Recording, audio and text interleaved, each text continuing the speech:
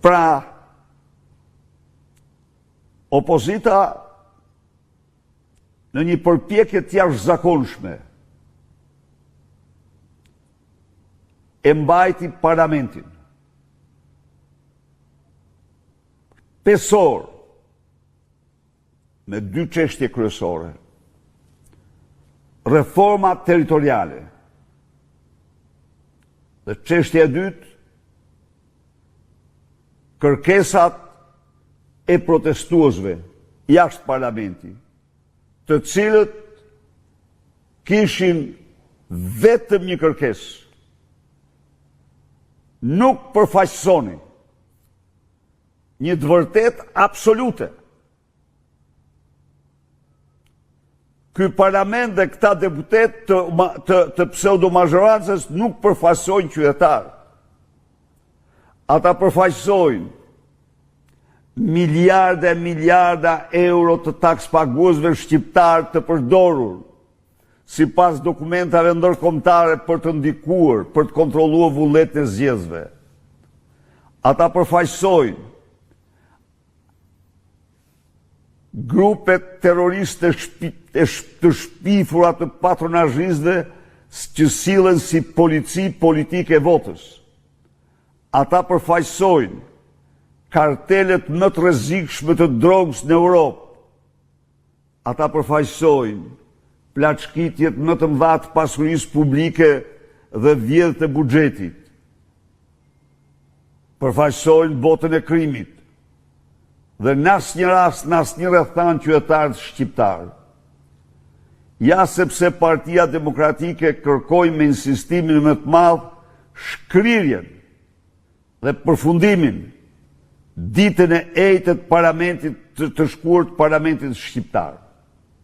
Sikundër, denoncuam para shqiptarëve dhe mbar botës aktin e papërgjegjshëm të Edi Ramës të tërheqjes së një anshme nga reforma territoriale.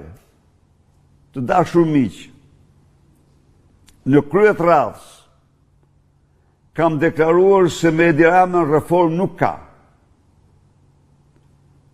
Por nga ana tjetër,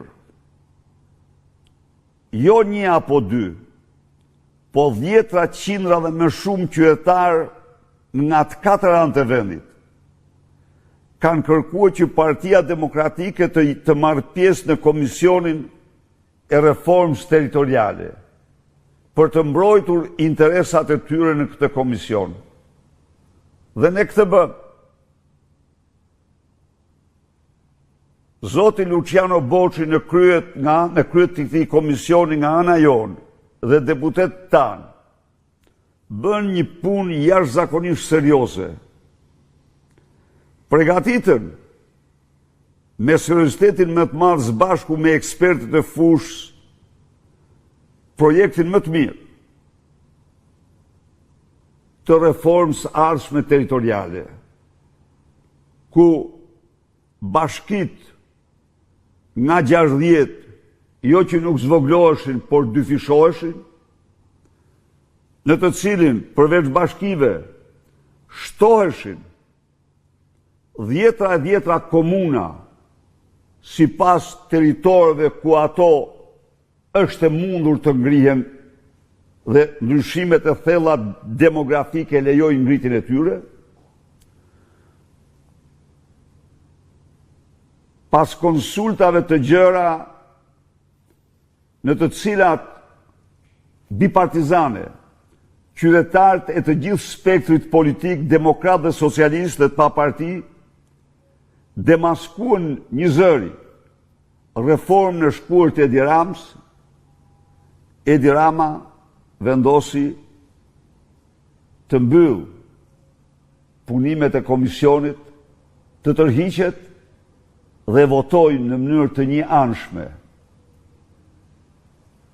raportin dhe të kundërligjshme raportin e Maznikut, i cili s'ishte paraqitur në komision.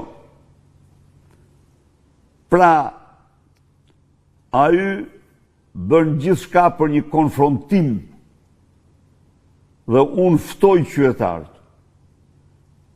që këtë reformë ka që rëndësishme për ata, për komunitetet e tyre, për zonën e tyre, të mos e lanë në duart e Edi Ramës, por të bashkohen me kryengritjen e përgjithshme popullore në Tiranë, gjerë në largimin e tij.